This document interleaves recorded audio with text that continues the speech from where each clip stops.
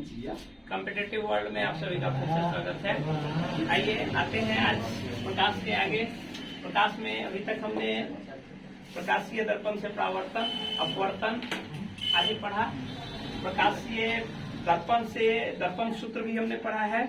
आज आते हैं लेंस सूत्र पर। लेंस सूत्र में जैसा आप यदि पिछला वीडियो नहीं देखे हैं तो देख लीजिए। प्रकाशीय दर्पण में जो परावर्तन है उसमें भी लेंस सूत्र है, वो भी और ये भी दोनों सिमिलर ही है। दोनों का सिद्धांत बहुत हद तक एक है। इसमें आते हैं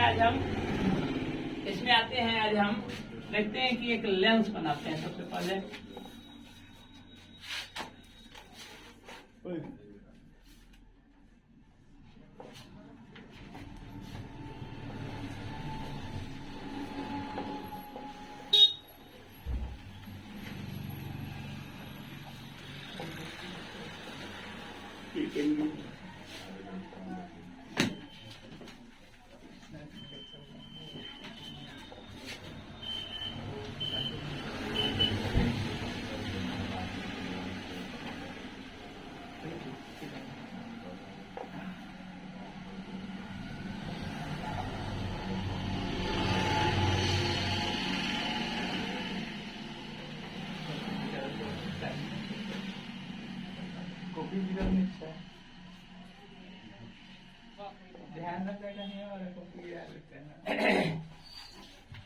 जैसा कि हमने पिछले दर्पण में भी पढ़ा था कि प्रकाश के चलने की दूरी, प्रकाश के चलने की दिशा में यदि हम किसी वस्तु की दूरी या प्रतिबिंब की दूरी को मापते हैं तो वो पॉजिटिव, यदि उसके अपोजिट डायरेक्शन में मापते हैं तो वो निगेटिव होता है। अब हम देखे थे जैसा कि आप सबसे पहले उत्तल दर्पण में, जैसे आप वहां अवतल दर्पण में देखे थे, वैसे ही उत्तल लेंस में अवतल दर्पण और उत्तल लेंस दोनों का केस लगभग समान होता है। लगभग समान, केवल अंतर इसमें हो जाता है कि यहाँ दो फोकस दूरी और दो वक्रता केंद्र होते हैं, लेकिन इसमें आपके अवतल दर्पण में केवल एक वक्रता केंद्र एवं एक फोकस दूरी होता है। बस अंतर यहीं से शुरू होता है। तो अब हम देखते हैं जैसे लेंस का सूत्र होता है, जैसे आपने प्रकाश के परावर्तन में दर्पण का सूत्र भी पढ़ा, उसी तरह से लेंस का सूत्र 1/f = 1/v - 1/u होता है।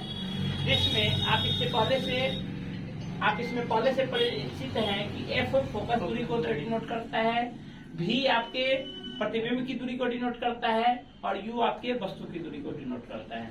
तो हम देखते हैं जैसे अवतल दर्पण में आपका परावर्तन होता था, वैसे ही विभिन्न स्थितियों में विभिन्न जगहों पे, वैसे ही यहाँ पिछले वीडियो में आपने पढ़ा है कि उत्तल लेंस में भी परावर्तन विभिन्न जगहों पे बनता है। उसका अपवर्तन के बाद उसका प्रतिबिंब विभिन्न जगहों पे बनता है। अवतल में जैसे आपका वहाँ उत्तल दर्पण में होता था, वैसे ही अवतल लेंस में होता है। तो पहले हम उत्तल लेंस के केस में चलते हैं। कोई भी वस्तु यदि आपका वक्रता केंद्र पर है तो इसका प्रतिबिंब दूसरी तरफ वक्रता केंद्र पर बनता है। वक्रता केंद्र पर बनता है। तो यहाँ आप देख रहे हैं कि यह वस्तु है। वस्तु की दूरी हम जानते हैं कि प्रकाश की किरण यहाँ से आ रही है और इस दिशा में गमन कर रही है, लेकिन लेंस से आप वस्तु की दूरी जब मापेंगे तो लेंस से लेफ्ट साइड यानी प्रकाश की चाल की विपरीत दिशा में आप इस वस्तु की दूरी मापते हैं।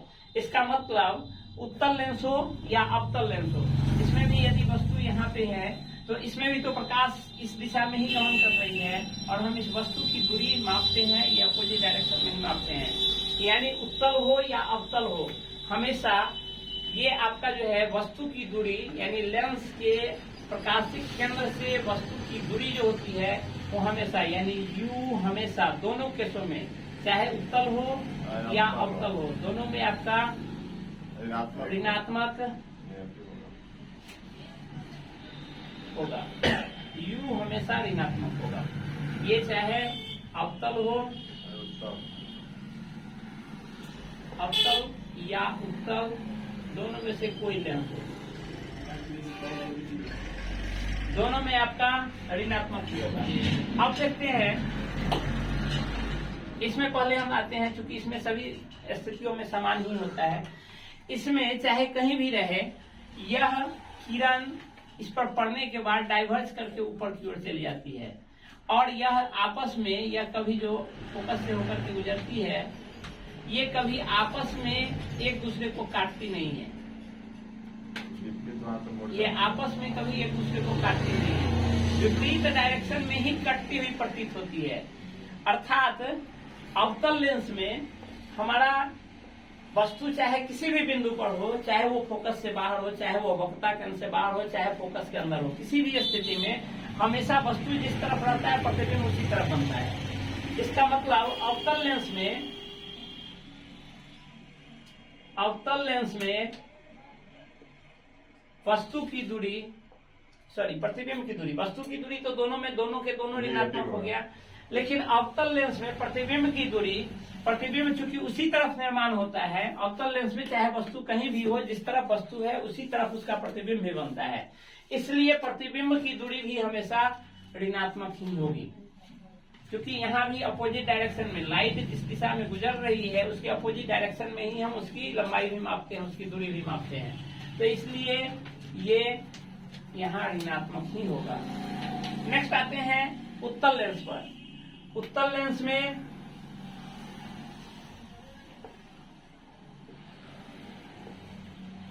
लेंस में जब प्रतिबिंब की लंबाई या प्रतिबिंब की दूरी ऑप्टिक्स सेंटर से, ऑप्टिक्स केंद्र से जब हम उसको मापते हैं तो देखते हैं कि यहाँ दो स्थिति में दो जगह बनता है।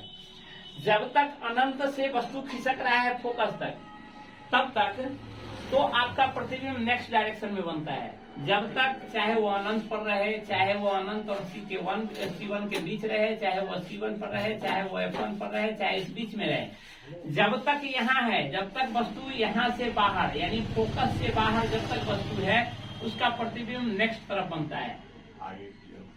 अर्थात उत्तल लेंस में जब वस्तु फोकस तथा अनंत के बीच कहीं भी हो,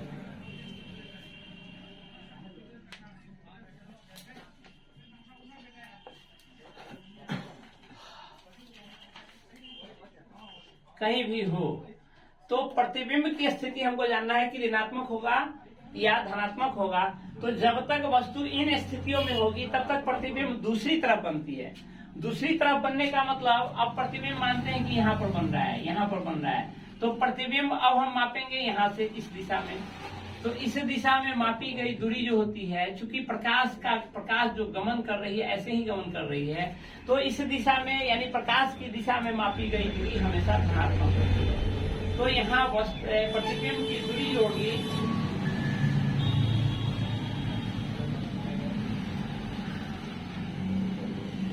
होगी ये धनात्मक होगी।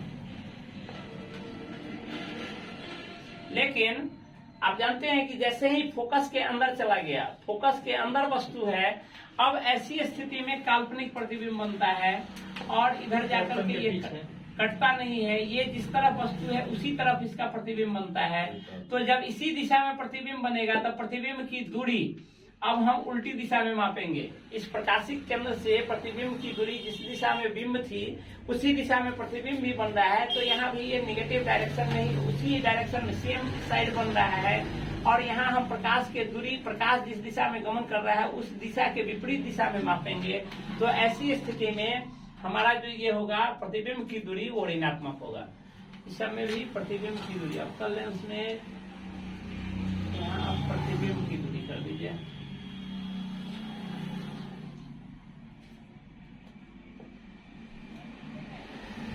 प्रतिबिंब की दूरी ऋणात्मक होगी। यहाँ जब उत्तल लेंस में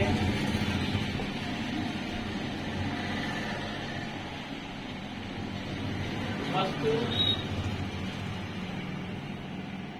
फोकस के अंदर हो तो प्रतिबिंब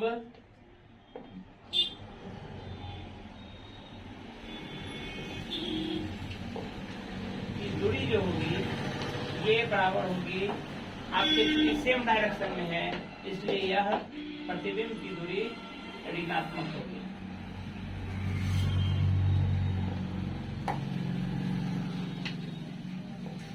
इसके आधार पर हमसे कोई भी सवाल यदि पूछता है, कोई एक लेंस दे देता है, अब इस आधार पर आपका ये लेंस सूत्र हो गया और इस आधार पर कोई दो चीज दिया रहे, फोकस दिया रहे और प्रतिबिंब की दूरी दिया रहे। आपसे पूछेगा कि वस्तु कितनी दूरी पर है, तो वो आप इसका वैल्यू, इसमें से कोई दो वेरिएबल का वैल्यू दिया रहे और एक नहीं रहे, एक पता करना रहे, तो इस आधार पर आप सबसे पहले इसमें ये फिक्स करेंगे कि किसका वैल्यू पॉजिटिव किसका वैल्यू नेगेटिव होगा। उसको पुट करते हुए आप इजीली इसको निकाल सकते हैं। अब एक और पॉइंट इसमें आता है आवर्धन।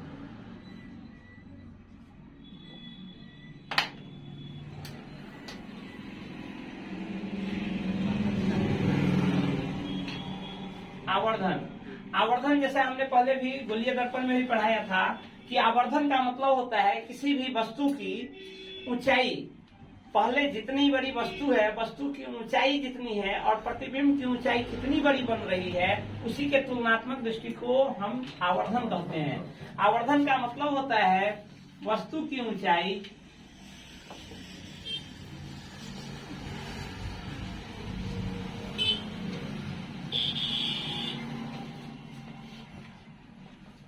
प्रतिबिंब की ऊंचाई बटे वस्तु की ऊंचाई।